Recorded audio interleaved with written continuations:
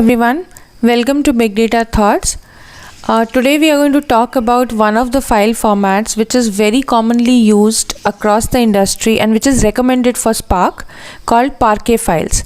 We will look at what a Parquet file is, how it is organized in memory, why is it efficient.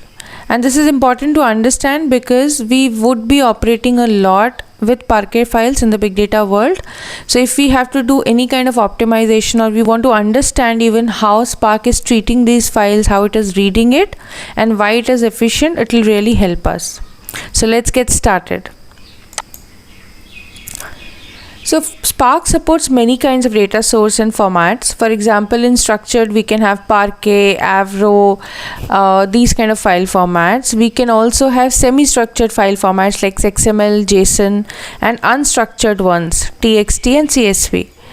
Now all of these are supported, but when we go to the best practices or recommendations, it is said that Parquet really performs well. And why does that happen? So let's first understand how do we logically think about a file getting stored. So the logical storage, how we think about is in terms of rows and columns. So we think that there are multiple rows and then there are multiple columns, and this is how a structure of a file looks in our own mind, that there will be a row and there will be a set of columns that are there. But when we talk about how the file is actually getting stored in the disk, this is not the way that it gets stored. How it gets stored depends on the file format that we are using. So there are widely used, there are two formats that are there. One is row oriented format and one is column oriented. So if this logical storage layout needs to be transposed into a physical storage and we want to store it as a row format. So files like which are stored in a row format, how would they look like on a disk? So what will happen is it will have rows stored continuously. So if you look at the previous slide, there are columns and the row contains A1, B1, C1 and D1. This is row number 0 and so on and so forth. So on the physical storage for a row format, it will store it this way. All the columns together for a row, A1, B1, C1, D1, then the next row, then the next, and so on and so forth. This is the exact way how it will be stored on the disk. Similarly, if we have to look at a physical storage layout for columnar format, how would it look like? You would see the columns are stored together, A1, A2, A3, A4, A5, A6, then B1, B2, B3, and so on and so forth. So the way the file is getting stored on the disk is totally different in row format versus in column format, right? So how does it make a difference? The difference is in terms of the workload that we are talking about. So if we are talking about a OLTP kind of workload where we have lot of small operations which are involving the entire row, then it absolutely makes sense to store it in a row oriented format, because there we are storing the rows and all the columns of that row continuously. So the access, when there is access that happens on the file, it is much more efficient. But if we are talking about a OLAP kind of a system, we are doing analytics. In that case, most probably what we'll do is we'll actually access a fewer number of columns and for multiple rows. That is how we would do. So it makes more sense to have a columnar format like Parquet, because there the columns are stored adjacent to each other. So we will not waste time scanning multiple rows and then filtering to columns. We can directly access the columns in one shot. So it makes more sense to have Parquet kind of formats, file formats, or columnar file formats when we are talking about OLAP kind of operations. And when we talk about OLT kind of operations, then it will make more sense to have row oriented formats. Now, how does a file in Parquet look like? So Parquet, as I mentioned, is a columnar format, but internally there are a lot of things that Parquet does. A number of metadata that it stores, which makes the file really efficient. One level of efficiency is the way the data is actually getting stored in terms of all the columns getting stored together, right? Another advantage is in a Parquet file, you would have something called a row group. Row group means what Parquet is going to do, it is going to chunk the file as per rows and then store all the columns pertaining to those rows together. So if you look at it, essentially it's kind of a hybrid format. It's not purely columnar. What it is doing at the highest level, it is breaking it up into rows and then storing the columns together. So for example, we have 100 rows, and if Parquet, let's just assume it divides it into 10 groups of 10 rows each. So what it will do is it will pick up those 10 rows and all the columns that are there in those 10 rows, store them adjacent to each other. Then it will pick up the second row number of rows, 10 rows. So essentially you will have number of row groups, row group 0, row group 1, so on and so forth. So one file of Parquet can have multiple row groups, and within the row group you would have the columns. So for each of the column, so if you see here, this is the file which has a magic number to identify that Parquet file. It will have a row group inside which it will have all the columns like this, column A, column B, and all the columns. Then it will have the next row group. So you can have multiple such row groups.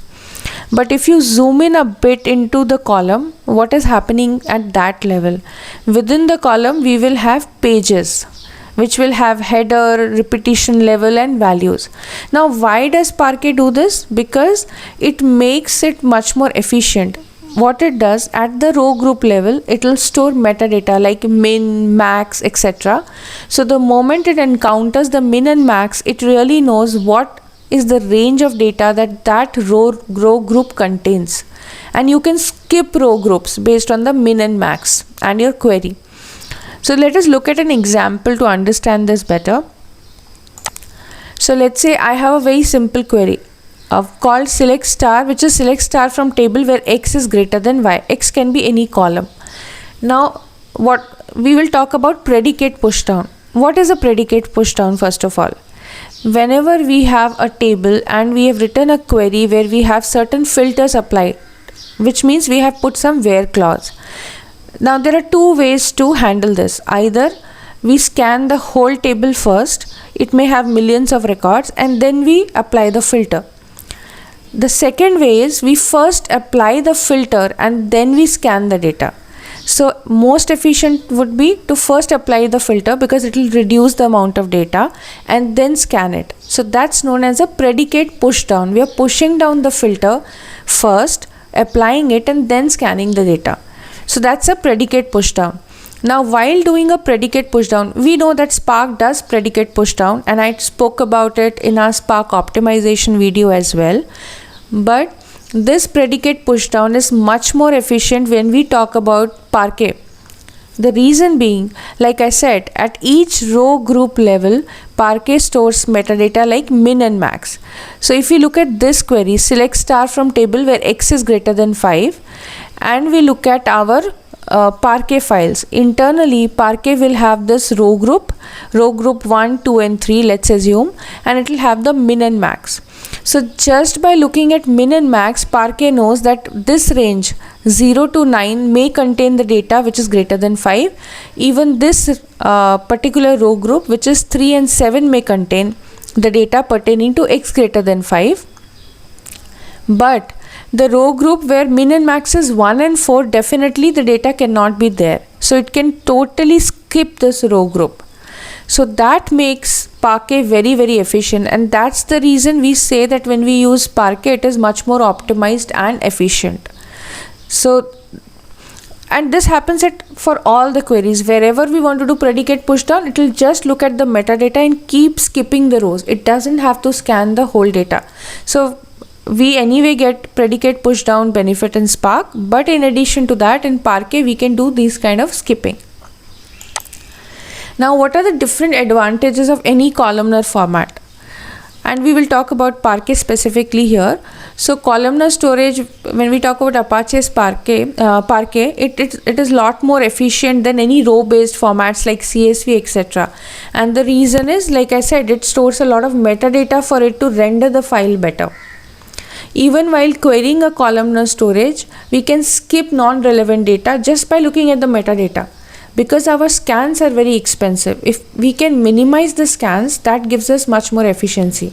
So aggregation queries, whenever we have to do aggregation queries, if you already have these kind of metadata like min, max, count, average, etc., it makes it very easy to do the aggregation queries. Also, since Parquet is a very powerful file format, it supports number of advanced nested data structures. So you can really have a nested data structure in an Apache Parquet file.